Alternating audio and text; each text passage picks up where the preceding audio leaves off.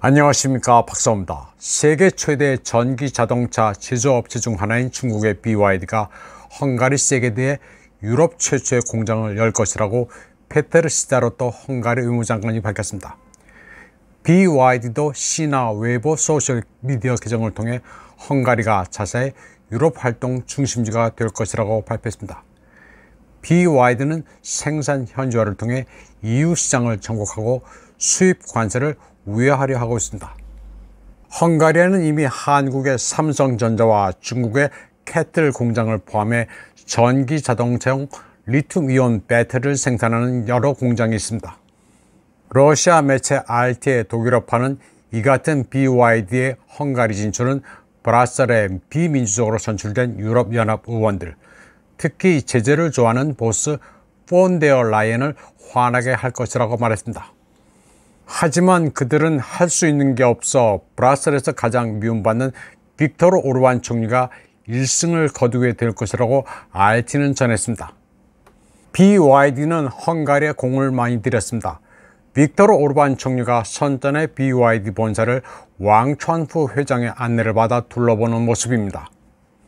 빅토르 오르반은 중국, 러시아와 친밀합니다. 헝가리는 나토, EU 회원국이지만 집단 서방의 일방적 어젠다에 맞서 주권 국가를 추구하고 있습니다. 한국 내 일부 뭘 모르는 식자층은 오르반을 두고 친중 좌판에 모내하는데 오르반은 국익 우선주의자입니다. 그리고 컨서버티브 크리스천입니다. BYD의 헝가리 진출 역시 외자 유치로 보고 있습니다. 일자리를 창출한다는데 이를 반대할 이유가 없습니다. 경제에는 이데올로기가 없습니다. 물건이 쓸만하고 가격이 합리적이면 거래하는 것입니다. BYD 그룹의 글로벌 전략은 아주 탁월합니다. BYD는 이번에 헝가리를 유럽 진출의 교두보로 삼으려는 것처럼 대서양 건너편에서는 멕시코에 진출해 미국, 멕시코, 캐나다 무역협정을 이미 우회했습니다. 멕시코에서 제조된 자동차는 미국과 캐나다로 수입 관세 없이 진출할 수 있습니다. 미국은 자국의 자동차 제조업체가 저임금 국가인 멕시코로 생산 설비를 이전하고 관세 없이 수입할 수 있도록 해 이윤을 창출하려 했는데 그 허점을 중국이 파고들었습니다. 멕시코에서 제조된 중국 자동차는 대중 제재에 포함되지 않습니다. 워싱턴은 중국의 멕시코 자동차 프로젝트에 속았다고 분노하면서 중국 전기차 공장 건설에 대해 멕시코에 우려를 표시한 바 있습니다. 유럽에서도 규제 당국이 중국 전기차 수입에 대해 조치를 취하자 중국 자동차 메이커들은 이를 회피하려는 시도에 박차를 가하고 있습니다. BYD는 이미 2023년 10월부터 헝가리에서 전기차를 판매하기 시작했습니다. 세단, 스테이션 외건, SUV 등 이미 판매 중인 5개의 모델 외에 유럽에서 신규로 3개 모델을 출시할 계획입니다. BYD는 이미 유럽 19개국에 230개 지점을 보유하고 있습니다. BYD 공장이 지어질 헝가리 남부 세게드는 세르비아, 루마니아 국경 근처로 헝가리에서 세 번째로 큰 도시입니다. BYD는 헝가리에 버스 생산 시설도 운영하고 있습니다. 그리고 빠르게 발전하는 기술과 저렴한 가격으로 서구와 일본 자동차 메이커와 경쟁하고 있는 다수의 중국 전기차 수출업체 가운데 선두에 서 있습니다. BYD는 2023년 중국 내 전기차와 하이브리드 판매를 주도하며 중국 전기차 판매량의 3분의 1을 차지했습니다. 2023년 1월부터 10월까지 중국에서 100만 대 이상의 전기차를 판매해 전년 대비 68% 이상의 성장세를 기록했습니다. 지금 보시는 화면은 BYD가 우즈베키스탄 타슈켄트에 문을 연 유누소보드 체험관입니다. 제품 브랜드 홍보 전시관입니다. BYD는 무서운 속도로 전 세계로 뻗어나가고 있습니다. 옛날 세계 경영을 모토로 했던 대우자동차 TV 커머셜을 연상시키고 있습니다.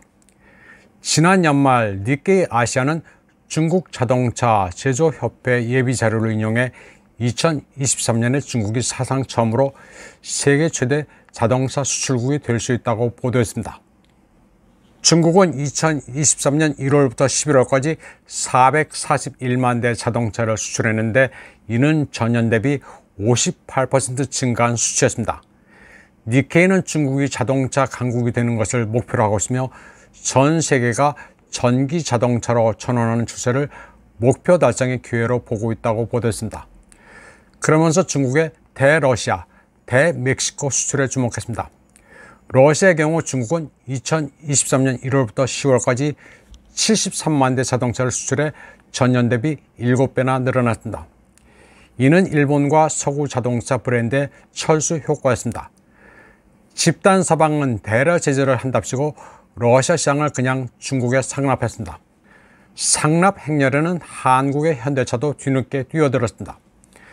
그래놓고 공산주의 국가에서 철수하기를 잘했다. 멸공이란 넉나간 소리를 하고 있습니다. 러시아인들은 한국차를 굉장히 좋아했습니다. 2020년 러시아에서 가장 인기 있는 자동차 브랜드 순위입니다. 1위가 러시아의 저렴한 소형차 브랜드 라다인데 이건 당연합니다. 2위와 3위가 각각 기아, 현대입니다. 그 뒤로 르노, 스코다, 폭스바겐, 토요타, 닛산, BMW, 메르세데스 벤츠였습니다.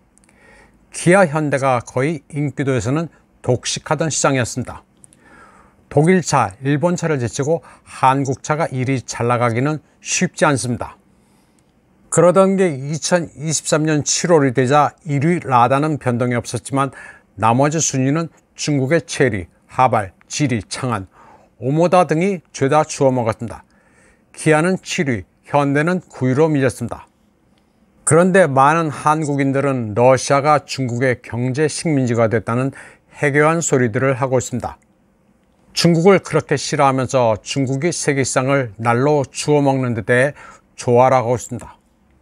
중국의 러시아 시장 진출 선봉장은 체리 자동차와 장성 자동차였습니다. 체리 자동차의 경우 한국인들에게는 짝퉁 마티즈로 유명합니다. 이 메이커는 또 옛날 대우 매그너스도 그대로 카피해 똥팡즈즈라는 이름으로 내수시장에서 판매했습니다. 외부 디자인은 물론이고 인테리어까지 그대로 뺏겼습니다. 불구축축한 우드 그레인으로 떡칠한 것까지 그대로 따라했습니다. 원래 자동차 산업 초기에는 카피를 하거나 외국 모델을 도입하기 마련입니다. 물론 중국의 경우 라이센스도 없이 무단 도용하긴 했습니다. 한국의 경우 현대 갤러퍼는 미쓰비시 파제로 모델을 그대로 도입한 것입니다. 또 성공의 상징이라는 그랜저의 경우 초기 모델은 미쓰비시 데보네아였습니다.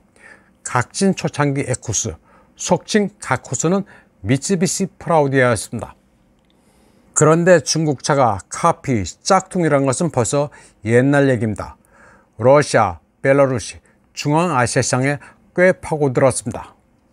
또 장성 자동차의 하발이란 SUV는 미국의 GMC 대형 SUV가 캐딜락 프레젠셜 리무진을 에스코트하는 것처럼 러시아의 아우루스를 에스코트하는 관용차로 사용됩니다.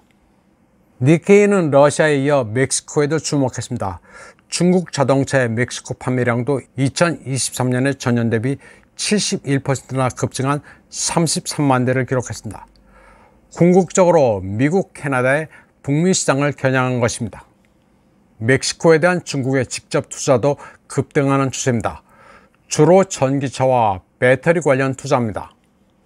지금 글로벌 자동차 대전을 보면 로우전으로 촉발된 지정학적 대격변과 대체로 그림이 비슷합니다.